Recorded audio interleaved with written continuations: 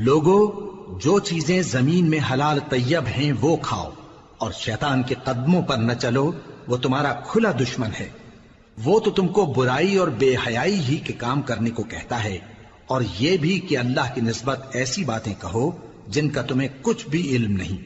اور جب ان لوگوں سے کہا جاتا ہے کہ جو کتاب اللہ نے نازل فرمائی ہے اس کی پیروی کرو، تو کہتے ہیں نہیں، بلکہ ہم تو اسی چیز کی پیروی کریں گے جس پر ہم نے اپنے باپ دادا کو پایا۔ بھلا اگرچہ ان کے باپ دادا نہ کچھ سمجھتے ہوں اور نہ سیدھے رستے پر ہوں، تب بھی وہ انہی کی تقلید کیے جائیں گے۔ جو لوگ کافر ہیں ان کی مثال اس شخص کی سی ہے جو کسی ایسی چیز کو آواز دے جو پکار اور آواز کے سوا کچھ سن نہ سکے۔ یہ بہرے ہیں، گونگے ہیں، اندھے ہیں کہ کچھ سمجھ ہی نہیں سکتے۔ اے اہل ایمان، جو پاکیزہ چیزیں ہم نے تم کو عطا فرمائی ہیں ان کو کھاؤ، اور اگر اللہ ہی کے بندے ہو تو اس کی نعمتوں کا شکر بھی ادا کرو۔ اس نے تو تم پر بس مرا ہوا جانور اور لہو اور سور کا گوشت اور جس چیز پر اللہ کے سوا کسی اور کا نام پکارا جائے حرام کر دیا ہے۔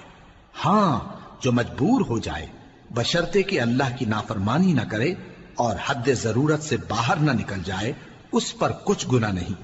بے شک اللہ بخشنے والا ہے، رحم کرنے والا ہے۔